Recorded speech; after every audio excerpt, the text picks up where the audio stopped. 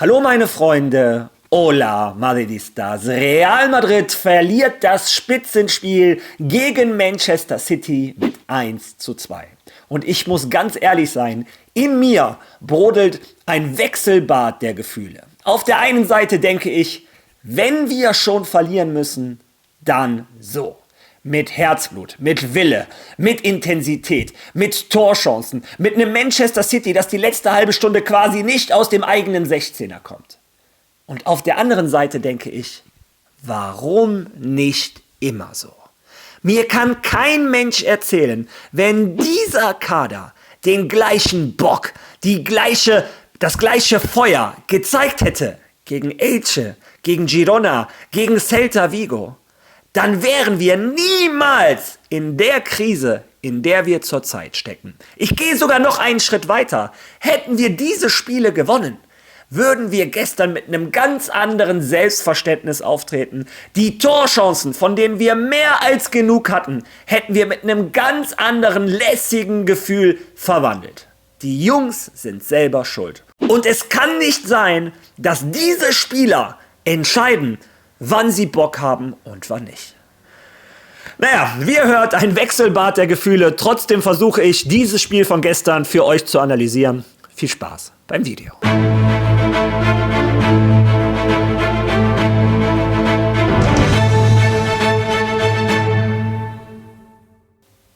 Ja, der 6. Spieltag der Champions League ist vorbei. Ich zeige euch die Ergebnisse von gestern und das Spiel, was uns am meisten interessiert, ist natürlich Manchester City gegen Real Madrid. Durch diese Niederlage ist Real Madrid in der Tabelle auf den 7. Platz abgerutscht. Aber Vorsicht, punktgleich mit dem 8., punktgleich mit dem 9. Die letzten 2 Spiele werden entscheiden, ob Real Madrid es in die Top 8 schafft. Diese beiden Champions League Spiele sind zu Hause gegen den AS Monaco und auswärts gegen das Benfica Lissabon von José Mourinho. Sollte Real Madrid diese beiden Spiele gewinnen, bin ich der festen Überzeugung, sind wir in den Top 8 und das sollte das Ziel von Real Madrid sein. Ja, bevor wir zum Spiel kommen, würde ich sagen, schauen wir uns zunächst einmal die Aufstellung an, die Xabi Alonso gewählt hat und meiner Meinung nach waren da einige Überraschungen dabei. Eine Aufstellung von Xabi Alonso zu erraten, ist gefühlt wie ein Sechser im Lotto.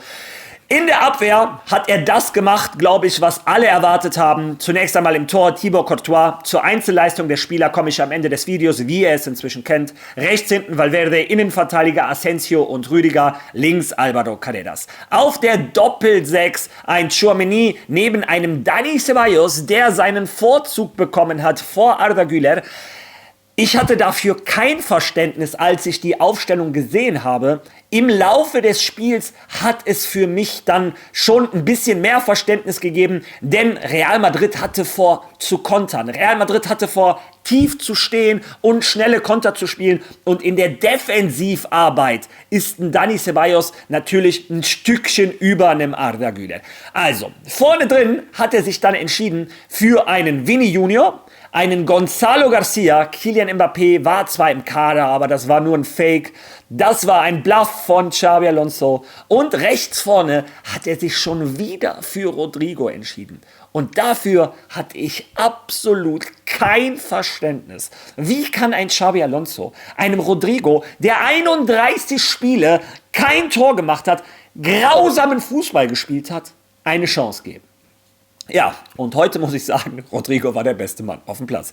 Fußball kannst du manchmal nicht erklären. Ja, aber uns kam es viel mehr darauf an, auf welchen Fußball Real Madrid gespielt hat. Und ich muss sagen, wie ich eben in der Intro schon gesagt habe, gegen Manchester City darfst du verlieren. Ja, sogar zu Hause. Und als Madrid-Fan sage ich das mit Sicherheit nicht häufig. Aber Manchester City ist eine absolute Weltklasse-Mannschaft.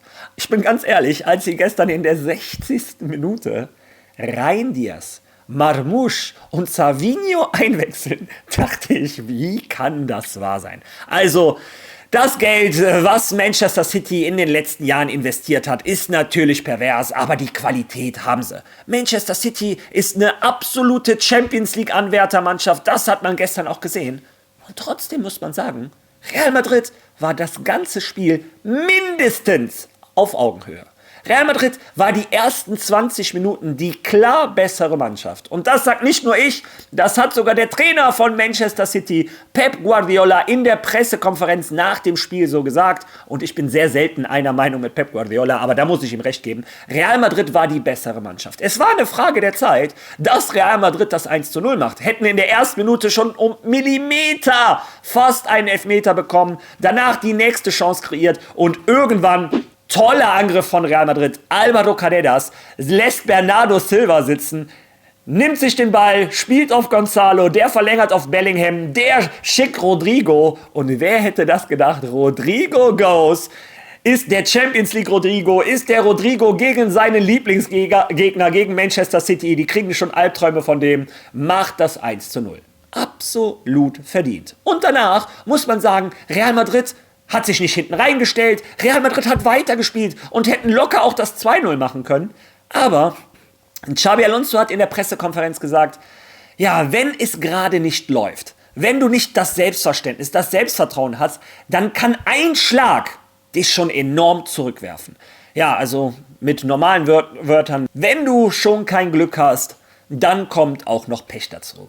Wobei es mir schwerfällt, von Pech zu reden. Denn das 1:0 nach einer Standardsituation passiert zunächst einmal, weil Jude Bellingham nicht in das Kopfballduell mit einem Gvardiol geht, wie es so ein Spitzenspiel nun mal verlangt. Du kannst nicht alibimäßig im eigenen 16er verteidigen. Du musst da zum Kopfball hin. Aber Jude Bellingham steigt nicht hoch, ein Gvardiol schon.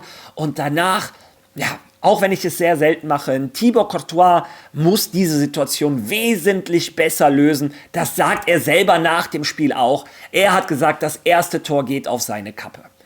Und da hat man gesehen, dass die letzten Ergebnisse in den letzten Wochen Real Madrid doch Narben hinterlassen haben. Denn auf einmal war Real Madrid nicht wiederzuerkennen. Real Madrid hat gewackelt.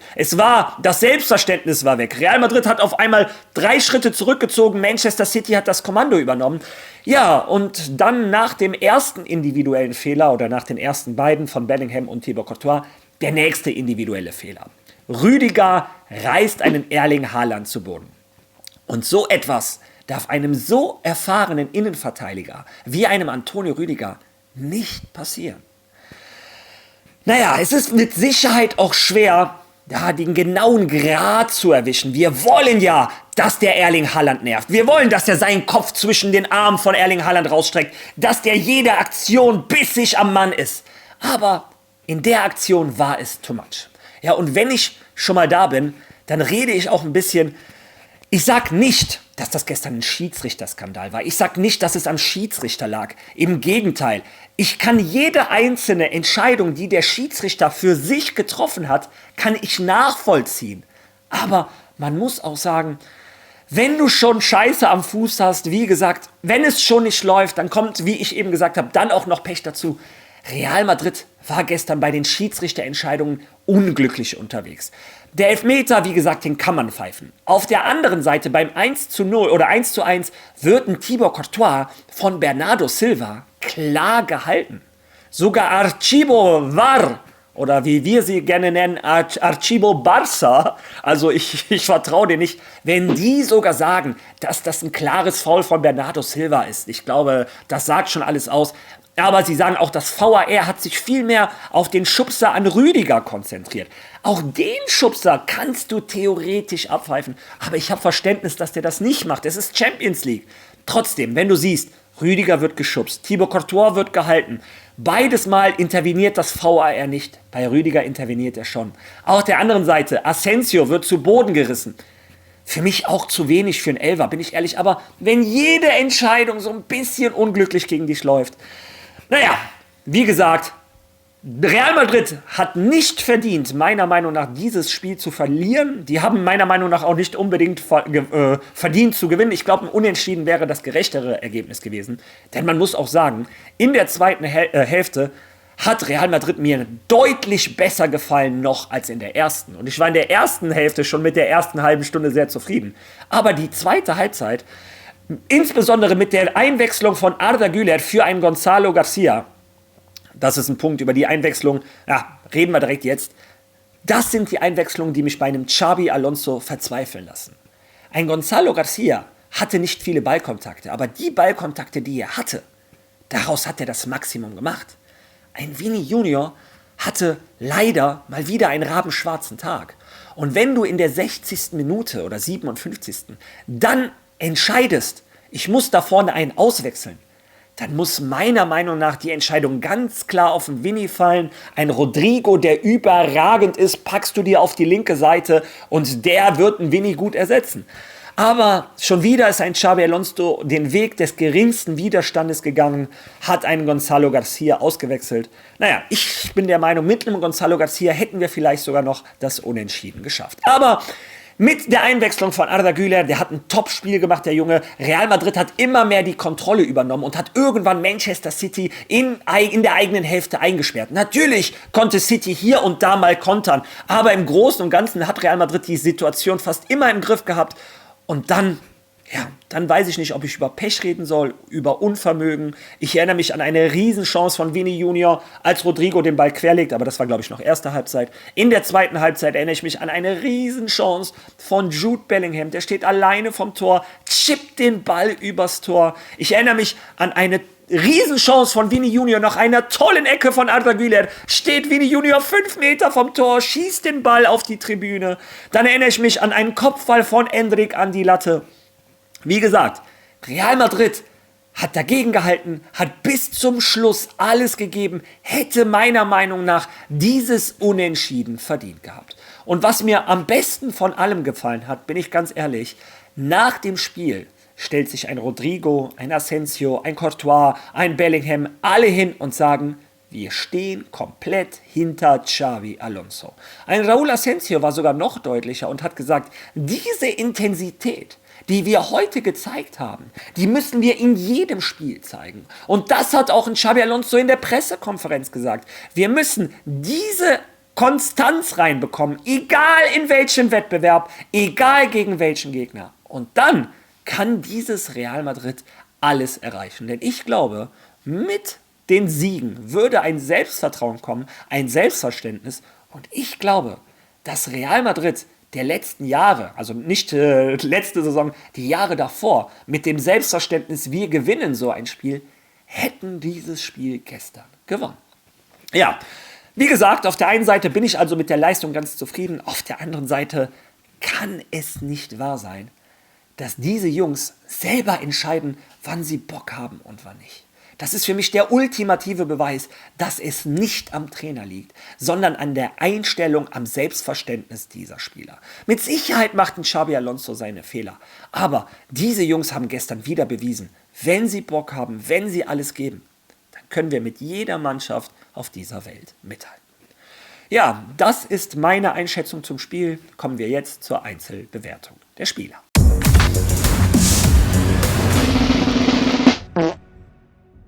Ja, ein Thibaut Courtois sah beim 1:1 unglücklich aus. Danach hatte er aber auch 2, 3 Paraden, die nur er auf der Welt so machen kann. Einmal gegen Haaland aus 6, 7 Metern, tolle Parade, Nachschuss, tolle Parade.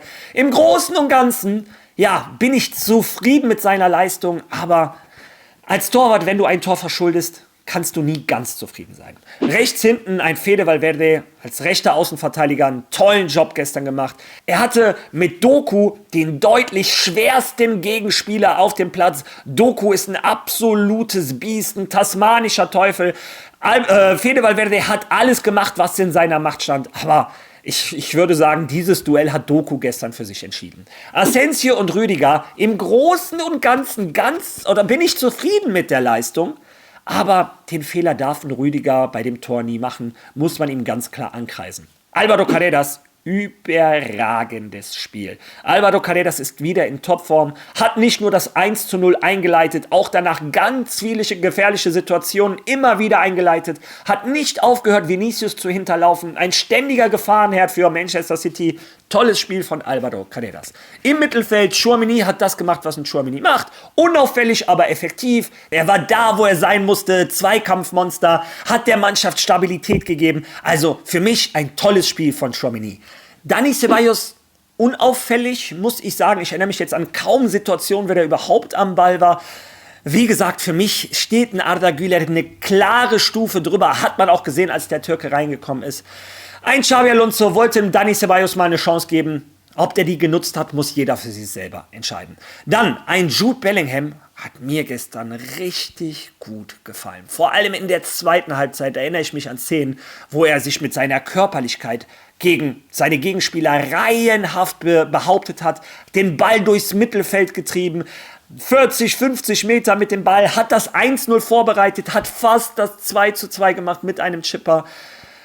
Naja, im Großen und Ganzen bin ich aber mit der Leistung des Engländers sehr zufrieden. Dann vorne drin, Vini Junior, rabenschwarzer Tag, wie so oft in den letzten Wochen. Gefühlt jede Entscheidung, die er trifft, die falsche. Jeden zweiten Ball, den er gestern hatte, hat er verloren. Ja, Vini soll das Risiko eingehen, aber ich habe wieder das Gefühl, wenn er passen sollte, schießt er. Wenn er schießen sollte, passt er. Vorm Tor nicht kaltschnäuzig genug. Ganz schlechter Abend des Brasilianers, wie so oft in den letzten Wochen. Für mich wäre er gestern der Auswechselkandidat Nummer 1 gewesen. Derjenige, der anstelle ausgewechselt wurde, ist ein Gonzalo. Ich werde euch jetzt hier nicht erzählen, der Gonzalo hat ein riesen Spiel gemacht. Gonzalo hatte, glaube ich, 14 Ballkontakte. Ja, das kann man kritisieren, bis man hört, dass ein Erling Haaland 13 Ballkontakte hatte. Ein Mittelstürmer lebt von der Mannschaft, der muss gefüttert werden. Ein Gonzalo hatte nicht viele Situationen, aber die Situation, die er hatte, hat er den Job eines Mittelstürmers perfekt gemacht. Kam entgegen, Ball behauptet, abgelegt, freigelaufen.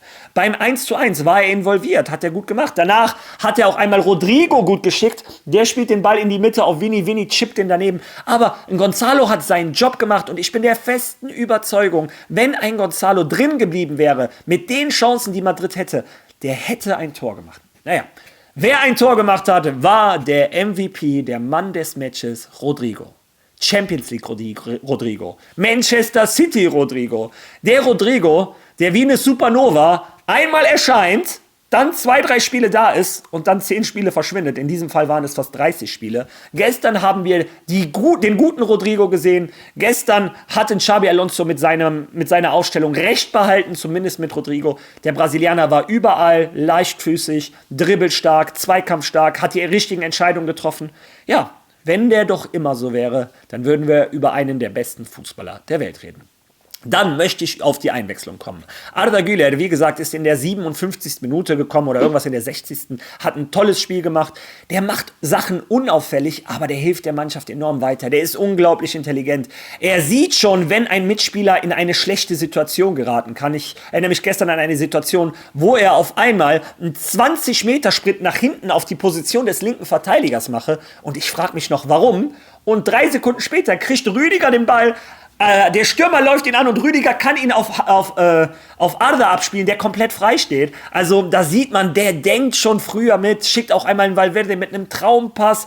Valverde wird gefoult, ganz knapp an der 16er Grenze, kein Elfmeter. Also man hat gesehen, mit ihm hat Real Madrid irgendwann das Spiel in die Hand bekommen. Wahrscheinlich hat den Xabi Alonso das auch vor, dass er einen Stürmer rausholt, einen Mittelfeldspieler mehr, damit Madrid mit Ceballos, mit Arda, mit Tchouaméni, mit Bellingham das Kommando übernimmt. Das hat auch geklappt.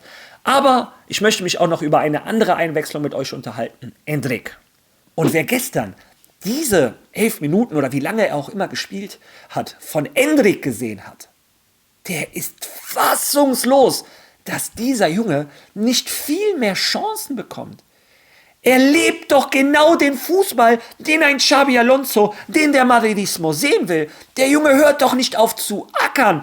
Pressing-Momente, der startet in die Tiefe, kommt entgegen, der hält die Abwehr in Bewegung, der reißt die Abwehrlinien auseinander. Ein Endrick ist ein wunderbarer Stürmer und verdient viel mehr Chancen. Und wenn ich denke, wir verschenken diesen Stürmer jetzt für ein halbes Jahr nach Lyon, das kann doch nicht unser Ernst sein.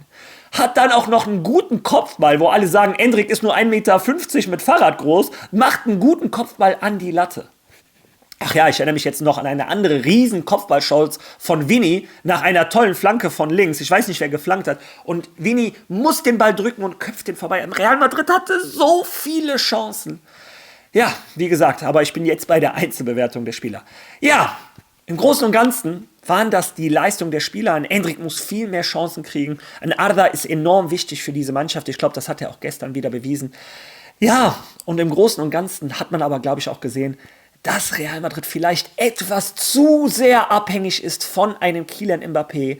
Wenn Kylian Mbappé diese Chancen gestern gehabt hätte, die den Spielern von Madrid präsentiert wurden, glaube ich, wir würden über ein anderes Ergebnis reden. Ja, das ist meine Einschätzung des Spiels. Ich bin gespannt, was du zu meiner Einschätzung zu sagen hast, was du zum Spiel zu sagen hast. Lass deine Meinung bitte in den Kommentaren. Und wenn du schon mal da bist, drück doch bitte auf Like, teil dieses Video. Wer noch kein Follow da gelassen hat, bitte macht das. Wir sind auf der Jagd nach den 20.000. Ach ja, und hypen, wenn ihr das noch nicht gemacht habt. Wir sehen uns morgen wieder. Bis dahin. A la Marie!